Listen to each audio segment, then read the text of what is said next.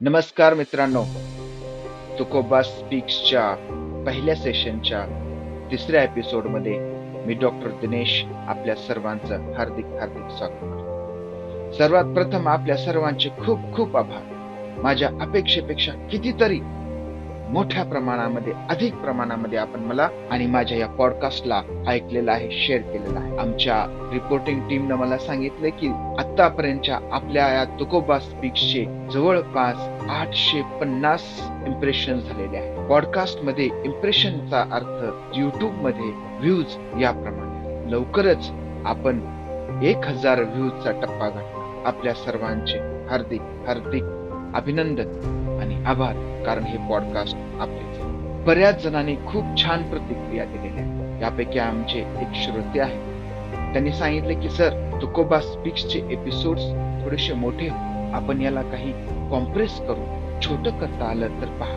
परंतु आपलं म्हणणं मला अगदी पटतंय, कारण पॉडकास्टच्या रिसर्चचा हा नियमच आहे. किंवा आपण असं म्हणू शकतो की जे संशोधन पॉडकास्टवर झालेलं आहे, लोकांची अवधान क्षमता विचारात घेता असं लक्षात आलेलं आहे की पॉडकास्ट हे जास्तीत जास्त 20 ते 22 मिनिटापर्यंत असावं. 10 ते 20 ते 22 मिनिटाच्या दरम्यान पॉडकास्ट असला पाहिजे असं संशोधन आहे. मात्र तुकोबांचा विचार, थोड्या चालू घडामोडी, हे सर्व काही 30 मिनिटात बसवणं सुद्धा कठीण चाललं आहे. तरीही आपण आपलं पॉडकास्ट कशा पद्धतीनं कमी करू, शॉर्ट करू, याचा प्रयत्न आपण यापुढे करू. कदाचित यापुढचे एपिसोड्स आपल्याला 30 मिनिटापेक्षा कमी वेळेचे दिसू शकतात. खूप चांगला प्रतिसाद मिळालेला आहे. भारतासह युनायटेड स्टेट्स ऑफ अमेरिका या ठिकाणाहूनही आपल्याला काही श्रोते मिळाले. त्या सर्वांचे आभार. आणि मी तुम्हाला खात्री देतो की आपला हा तुकोबा स्पीक्सचा प्रवास 1 जानेवारी 2024 पर्यंत पासून जो सुरू झालेला आहे, तो किमान 1 वर्षभर अव्याहतपणे दर रविवारी आपण तुकोबा स्पीक्सच्या माध्यमातून भेटणार आहोत आणि हा प्रवास असाच सुरू राहणार आहे. आपल्या सहकार्याची अपेक्षा आहे आणि यापुढेही आपल्याला विनंती आहे की जास्तीत जास्त लोकांनी ऐकावं. बऱ्याच जणांना तांत्रिक मदत लागते, तरीही इतरांकडून मदत घेऊन आपलं हे पॉडकास्ट ते ऐकत आहे. बऱ्याच लोकांचे मला फोनही आले. आपल्या सर्वांचे मी मनापासून पुन्हा एकदा आभार मानतो आणि आजच्या आपल्या या पॉडकास्टच्या पुढील भागाला सुरुवात करतो. आपल्या पॉडकास्टचा दुसरा भाग, तो म्हणजे या आठवड्यातल्या काही चालू घडामोडी. या आठवड्यातली सर्वात मोठी घडामोड ही राजकीय क्षेत्रातून आलेली आहे आणि ही घडामोड आहे म्हणजे सगळेच आमदार पात्र. शिवसेना या पक्षामधल्या फुटीनंतर 16 आमदार अपात्र करण्याविषयीची याचिका विधानसभा अध्यक्ष ॲडव्होकेट राहुल नॉर्वे यांच्याकडे प्रलंबित होती. त्यांनी निर्णय दिला की दोन्ही गटाचे आमदार पात्र आहेत आणि एक अभूतपूर्व अशी परिस्थिती राज्यामध्ये निर्माण झालेली आहे की ज्या पक्षाचा मुख्यमंत्री आहे त्याच पक्षाचा विधान परिषदेचा विरोधी पक्षनेता आहे. त्यासोबतच राष्ट्रवादी काँग्रेस पक्षाची अशीच अवस्था आहे. राष्ट्रवादी काँग्रेस पक्ष हा सत्तेतही आहे, उपमुख्यमंत्री झालेले आहेत त्यांचे श्री अजित पवार, आणि तोच पक्ष विरोधी पक्षातही आहे. ही एक अभूतपूर्व अशी परिस्थिती राज्यामध्ये निर्माण झालेली आहे. त्यानंतरची दुसरी घडामोड आहे म्हणजे राम मंदिराचे उद्घाटन होणार आहे आणि राम मंदिराचे उद्घाटन पंतप्रधान श्री नरेंद्र मोदी यांच्या हस्ते होणार आहे. मात्र या उद्घाटनाच्या कार्यक्रमावर चारही शंकराचार्यांनी बहिष्कार टाकण्याचा निर्णय घेतलेला आहे. त्यांच्या मते धर्मशास्त्राला अनुसरून हा उद्घाटनाचा कार्यक्रम होत नाही. त्यासोबतच राम मंदिर अजूनही पूर्ण बांधकाम झालेलं नाही, तरीही उद्घाटनाचा प्रयत्न का आहे असाही प्रश्न त्यांनी विचारला. त्यानंतरची तिसरी घडामोड आहे ती म्हणजे पंढरपूर येथे जे साहित्य संमेलन होणार होतं, त्याचं ठिकाण आता बदललेलं आहे आणि ते आता छत्रपती संभाजीनगर या ठिकाणी होणार आहे आणि त्याची तारीख आहे 11 फेब्रुवारी 2024. त्याचबरोबर एक लातूर जिल्ह्यातून एक घडामोड अशी आलेली आहे की जगद्गुरु तुकोबाराय साहित्य परिषदेची एक तालुका कार्यकारिणी जाहीर झालेली आहे आणि ही तालुका कार्यकारिणी ही निलंगा तालुक्याची असून या कार्यकारिणीमध्ये तालुका अध्यक्षपदी हरिभक्त परायण पाचंगे चंद्रकांत महाराज, तर तालुका कार्याध्यक्षपदी श्री अमरदीप पाटील, तालुका उपाध्यक्ष श्री प्रताप हंगरगे, तालुका सहसचिव श्री रामदास नावाडे, तालुका संघटक श्री संदीप खमितकर, तालुका प्रसिद्धी प्रमुख श्री लक्ष्मीकांत काळे आणि तालुका सदस्य श्री विनोद मोहिते यांची निवड झालेली आहे. आणि या निवडीबद्दल त्या सर्वांचं अभिनंदन आणि साहित्य क्षेत्रामध्ये त्यांच्याकडून आणखीनही जास्त सेवा घडो. जगद्गुरु तुकोबराय साहित्य परिषदेचा विभागीय अध्यक्ष म्हणून त्यांना शुभेच्छा देतो. मित्रांनो, मागचा आठवडा जो आहे हा अतिशय उत्सवपूर्ण झालेला आहे. याचं कारण आहे की अनेक महान व्यक्तींच्या जयंत्या, पुण्यतिथ्या, वाढदिवस मागच्या आठवड्यामध्ये झालेले आहेत. सगळ्यात महत्वाचं म्हणजे 12 जानेवारी हा समस्त महाराष्ट्रातल्या जनतेचा हा एक उत्सव आहे. हा उत्सव साजरा केला जातो तो जगज्जननी राजमाता जिजाऊ माँसाहेब यांचा जन्मदिवस म्हणून. स्वराज्याचे दोन दोन छत्रपती घडवणाऱ्या आणि नवीन आपल्या स्वतःच्या राज्याची प्रेरणा म्हणून आपल्या सर्वांना परिचित असलेल्या जिजाऊ माँसाहेब यांची जयंती साजरी झाली. या दिवशी सिंदखेड राजा येथे जवळपास 10 ते 12 लाख लोकांचा जनसमुदाय जिजाऊ माँसाहेबांना अभिवादन करण्यासाठी जिजाऊ श्रेष्ठी या ठिकाणी जमा झाला होता. त्यानंतरचे दुसरे आहे ते म्हणजे स्वामी विवेकानंद यांची जयंती. स्वामी विवेकानंद यांचा जन्मदिवस आपण हा युवक दिन म्हणून साजरा करतो आणि ही जयंती ही काल 12 जानेवारीलाच होती. त्याचबरोबर जगद्गुरु संत तुकोबाराय यांचे शिष्य संताजी जगनाडे महाराज यांचीही पुण्यतिथी 9 जानेवारी या दिवशी होती. या तिघांनाही मी विनम्र अभिवादन करतो. आपल्या तुकोबा स्पीक्स तर्फे आपल्या सर्वांतर्फे मी यांना विनम्र अभिवादन करतो. मागच्या आठवड्याच्या अगोदर युगपुरुष पुरुषोत्तमजी खेडेकर साहेब यांचा जन्मदिवसही अतिशय उत्साहामध्ये साजरा केला. त्यांचा जन्मदिवस हा संपूर्ण राज्यभर साजरा करण्यात आला. खेडेकर साहेब हे मराठा सेवा संघाचे संस्थापक अध्यक्ष म्हणून आपल्याला परिचित आहेत. 1 सप्टेंबर 1990 रोजी अकोला येथे त्यांनी मराठा सेवा संघाची स्थापना केली आहे आणि आज राज्यभर जवळजवळ 33 कक्ष त्यांचे या वेगवेगळ्या क्षेत्रामध्ये कार्यरत आहेत. मित्रांनो, ज्या मराठा समाजाला मराठा जात म्हणून ओळखणं, मराठवाड्यात वेगळे, विदर्भात वेगळे, पश्चिम महाराष्ट्रात वेगळे, विदर्भामध्ये मराठा आणि मराठा कुणबी, मराठवाड्यात मराठा, त्यातल्या वेगवेगळ्या जाती, पोटजाती ह्या सगळ्यांना एकत्र करून एक मजबूत असं मराठ्यांचं संघटन त्यांनी उभा करण्याचा प्रयत्न केला आणि त्यांना त्यात यशही आलेलं आहे. असे जे आपल्या सर्वांचे मार्गदर्शक खेडेकर साहेब यांचाही वाढदिवस होता आणि त्यांना या वाढदिवसानिमित्त हार्दिक हार्दिक शुभेच्छा मी आपल्या तुकोबा स्पीक्स तर्फे देतो. मित्रांनो, आपला आजचा जो तुकोबांचा अभंग आहे तो याला अनुसरूनच आहे. म्हणजे हे जे महान व्यक्ती आहे ज्यांनी जगाच्या कल्याणासाठी काम केलं, त्या महान व्यक्तीबद्दल तुकोबाराय काय म्हणतात हा अभंग अगोदर आपण ऐकू आणि मग त्याबद्दल आपण थोडीशी चर्चा करूया. तुकोबारायांचा हा अभंग तुकोबांच्या गाथेमध्ये अभंग क्रमांक 1510 या क्रमांकावर आहे. तुकोबाराय म्हणतात, काय वानू आता न पुरे हे वाणी मस्तक चरणी ठेवी तसे, थोरी व सांडिली आपुली परिसे, नेनेसी ओ कैसे लोखंडासी, जगाच्या कल्याणा संतांच्या विभूती, देह कष्टविती उपकारे, भूतांच्या दया हे भांडवल संता, आपुली ममता नाही. तुका म्हणे सुख परवा या सुखे, अमृत हे मुखे स्त्रवत असे. तुकाराम महाराज म्हणतात, काय वानू आता न पुरे हे वाणी मस्तक चरणी ठेवीत असे. याचा अर्थ असा की महाराज म्हणतात की माझी वाणी न काय त्याचं वर्णन करू. संतांची जी परोपकारी वृत्ती असते त्याचं वर्णन मी काय करू. त्याचं वर्णन करणं अवघड आहे. कारण ज्याप्रमाणे महाराज या ठिकाणी एक दृष्टांत देतात. महाराज म्हणतात की ज्याप्रमाणे परीस लोखंडाला स्पर्श करतो आणि लोखंडाचं सोनं होतं. परीस असा विचार करत नाही की मी कुणालाही सोनं करू शकतो. मी लोखंडाकडे का जाऊ.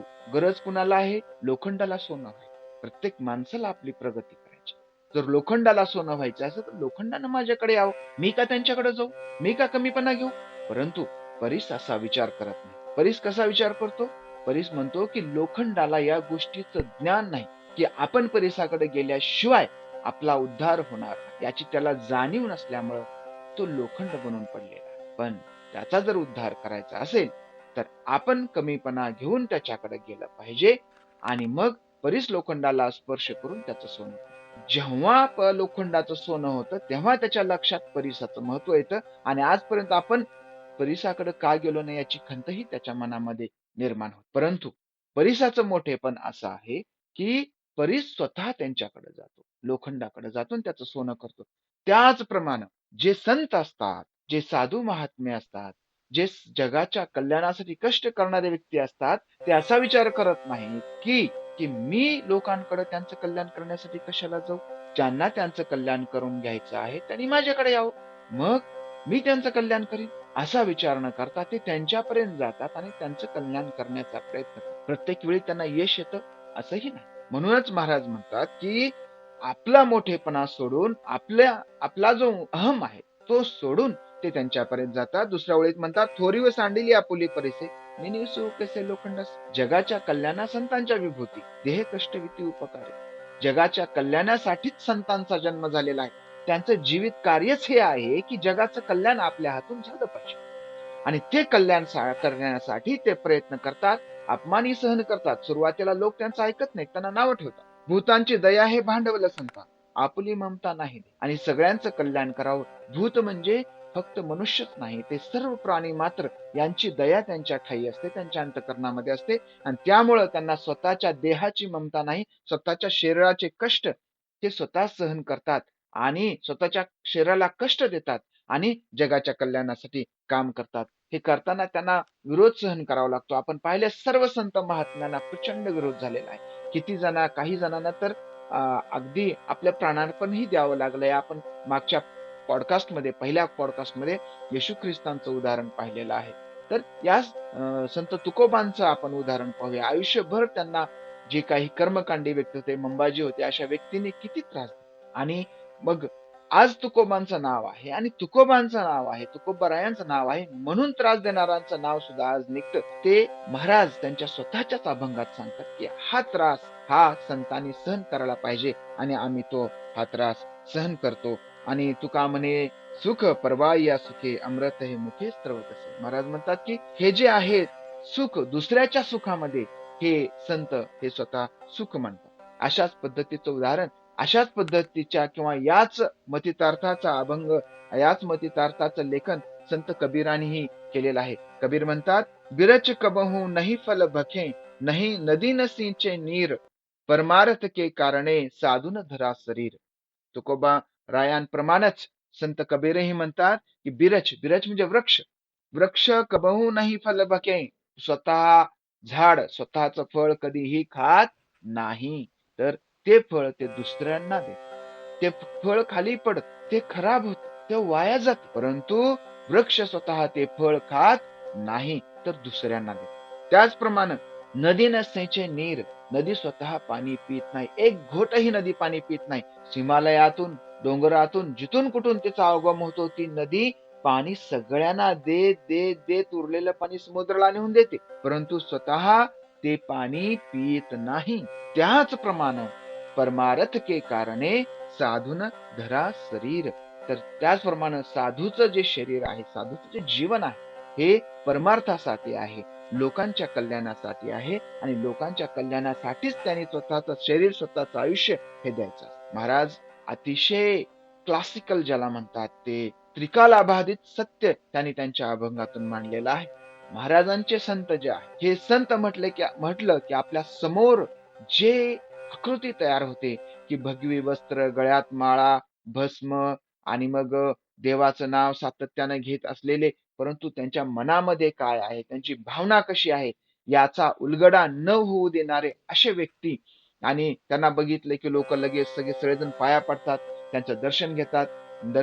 त्यांचे जर दर्शन नाही घेतलं त्यांना राग येतो, चिडतात, शापही देतात. असे ऋषीमुनीही आपण आपल्या इतिहासामध्ये पाहिलेत, जे शाप देत सुटतात. याला शाप दे, त्याला शाप दे, याला भस्म कर, त्याला भस्म कर. यांना संत म्हणायचं का? त्यांना आपण संत म्हणू शकतो का? जे लोकांना शाप देऊन नष्ट करतात ते काय जगाचं कल्याण करतात का? जगाचं कल्याण करणारी माणसंच हे संत आहेत, हे महाराजांनी 16व्या शतकामध्ये सांगितलं. 18व्या शतकामध्ये किंवा आधुनिक काळामध्ये थॉमस कार्लाइल नावाचा एक महान विचारवंत होऊन गेलेला. त्याचे विचार संपूर्ण जग मार्गदर्शक मानतात.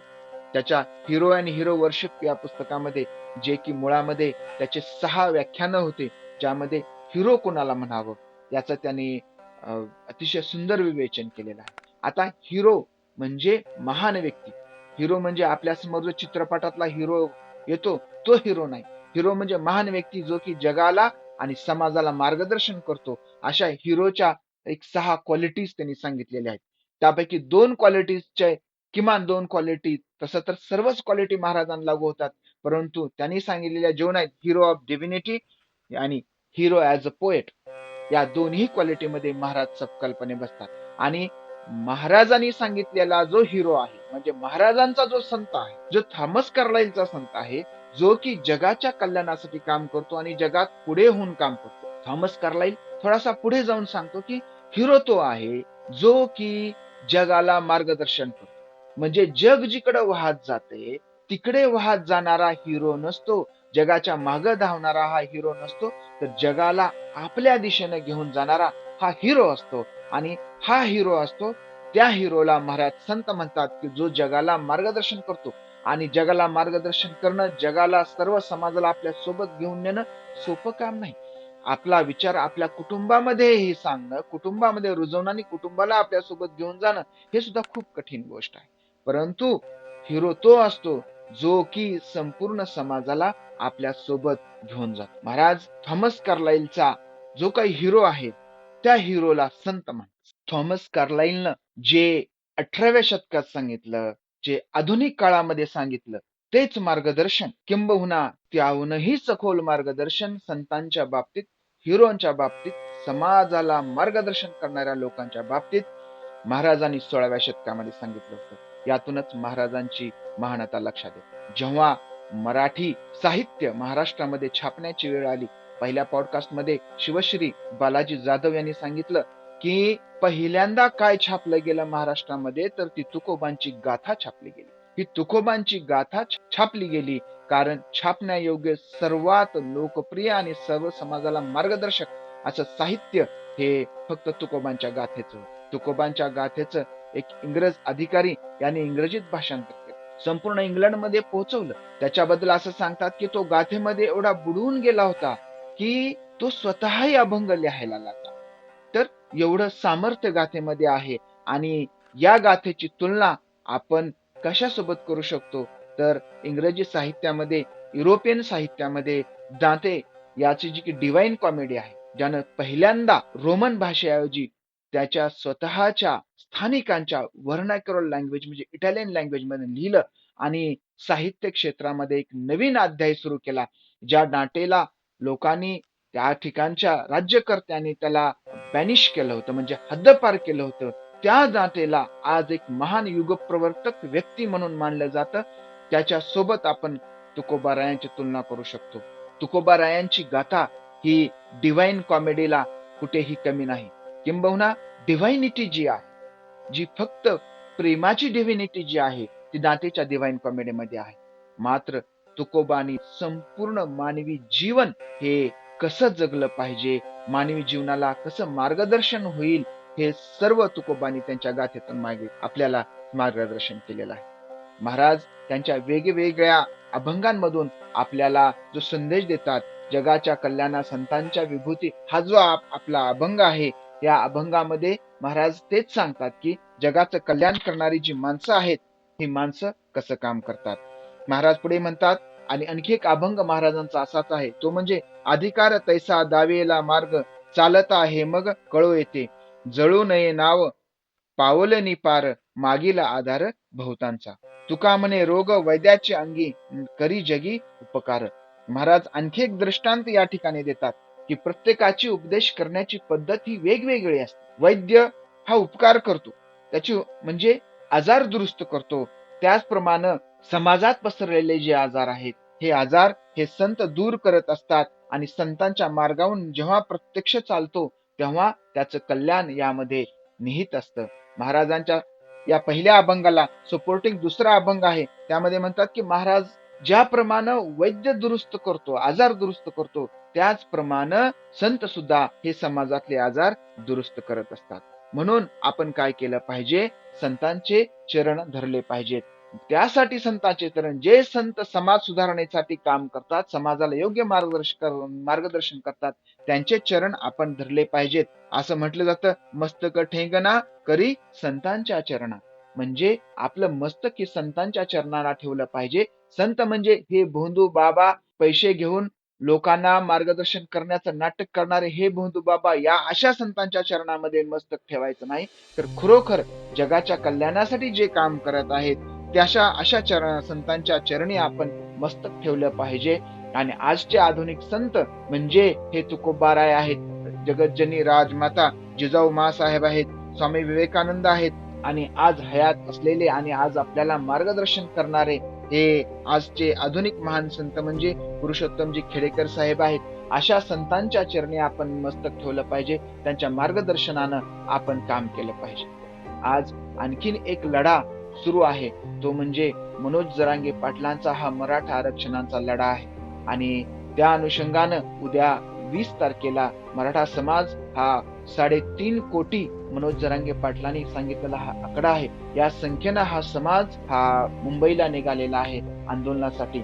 आणि त्यासाठी त्यांनी आझाद मैदान आणि विकेसी वांद्रे संकुल या दोन्ही मैदानाची मागणी केली आहे. आणि त्याचबरोबर ओबीसी समाजचे नेते म्हणून गणणारे जे लोक आहेत त्यांनीही याच मैदानाची मागणी केलेली आहे. एक अभूतपूर्व संघर्ष महाराष्ट्रामध्ये बघायला मिळतो की काय, अशी परिस्थिती निर्माण झालेली आहे. सर्व समाजाला अशी अपेक्षा आहे की मराठा समाजाला मुंबईला जाण्याची वेळ येऊ नये.